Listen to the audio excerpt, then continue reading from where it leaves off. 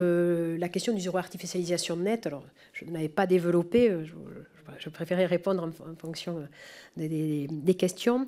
Donc nous partageons avec David Lisnard donc les mêmes demandes au niveau du gouvernement, et nous allons écrire ensemble à Madame la Première ministre sur la nécessité d'avoir un calendrier moins contraint, parce que de devoir respecter février 2024, cela veut dire que nous devons arrêter l'ensemble des documents en mars 2023.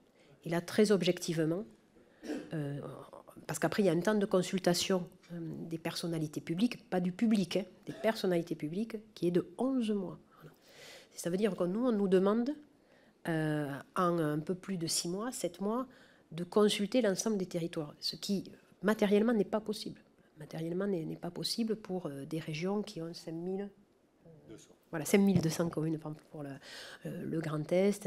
Et puis, il est nécessaire de ne pas appliquer de façon uniforme le moins 50%, parce que sinon, ceux qui ont été vertueux sont pénalisés, ceux qui n'ont pas connu beaucoup de développement ces dernières années ne vont pas pouvoir en avoir, et au contraire, ceux qui ont beaucoup consommé vont continuer à pouvoir beaucoup quand même consommer. Donc il faut qu'on ait le temps.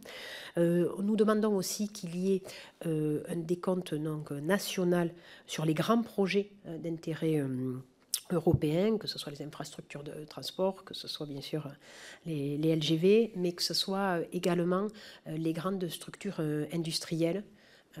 Donc des projets que nous pouvons avoir de gigafactory sur la question par exemple des électrolyseurs, sur la question de batteries électriques, la question par exemple du canal Seine-Nord, Europe aussi. Ensuite, nous demandons qu'il puisse y avoir la clarification du décret SRADET sur la déclinaison des objectifs, donc dans l'opposabilité des documents d'urbanisme. Et puis également, nous demandons que la prise en compte des efforts qui ont été menés les dernières années puisse être vraiment bien intégrée dans le décret, et que dans la nomenclature, alors c'est un sujet très technique, mais que dans la nomenclature, il y a un peu plus de précision, parce que par exemple, quand on envisage la création d'un lycée, ça veut dire qu'aujourd'hui, on prend l'ensemble du terrain qui va être acheté par la région. Et quand on construit un lycée, d'ailleurs, tout n'est pas bâti, hein, loin s'en faut, hein, puisqu'on a des terrains de sport. Hein, et surtout, on fait des réserves foncières. Voilà. Et donc là, pour permettre, si jamais, d'autres évolutions d'équipements collectifs. Voilà. Donc c'est... Je cite ça, mais c'est la même chose pour les collèges. Donc voilà, sur le ZAN,